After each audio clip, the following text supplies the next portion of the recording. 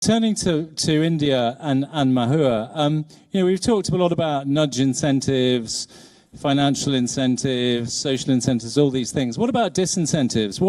Why do we drive around and see single people driving large cars? Why aren't we forcing people to put 4 people in a car or making them cycle to work and all that?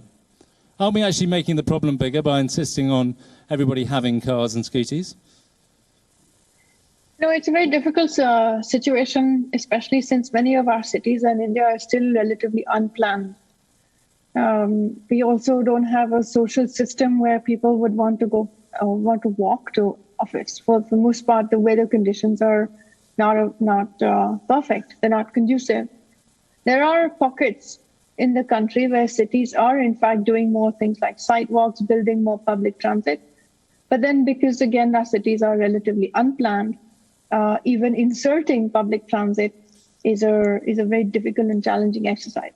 So in the middle of that, and especially when a country that's breaking out of poverty at levels constantly, this social aspiration of owning a car is difficult to get past.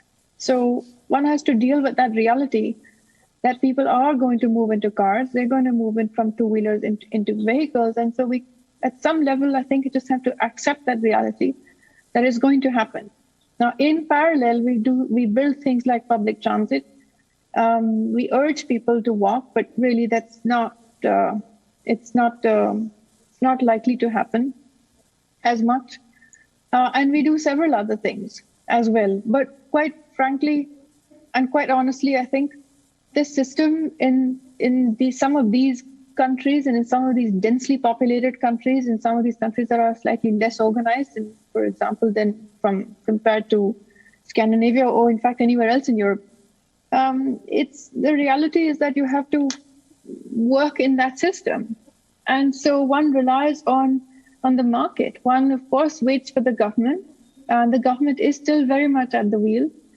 But one relies then quite heavily, when it comes to deployment, one relies on the market. So we rely on market incentives. The cost of diesel is volatile right now. And right now, as we all speak, it's very bad.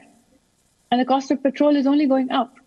And so as consumers, and by consumers, I don't just mean individuals, but also businesses, as they get more and more sensitive to this, I think some of the shift will just come naturally.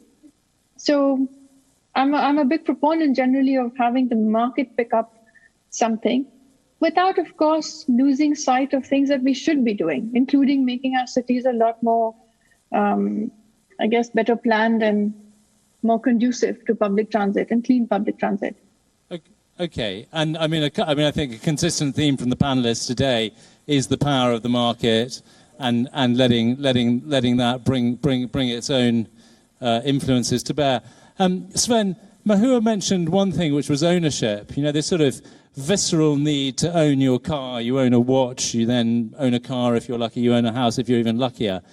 Isn't there an argument that we should decouple people from ownership, and that these should be assets owned by finance companies or the government? And yes, people might have a certain amount of exclusive use, but isn't this idea of old-fashioned sort of ownership a little bit old-fashioned? Where do you stand on that? Yeah, of course, that is also here in Norway. We also have these shared companies that are sharing cars, organizations that are sharing cars, promotion, or have there are. It was mentioned that you had only one person in the car.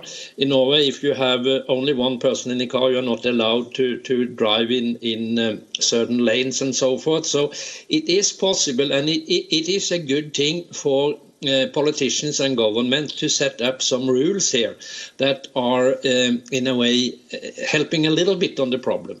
But that is not the key solution. The key solution, I think, is, as we have discussed in this program now, when it comes to transport, to electrify it as soon as possible, and that need political action because the market is not working fast enough. And then I believe, but I'm not sure when and the timing, that the next phase after that would be the hydrogen, and I think that probably will maybe come sooner than we might expect. Okay.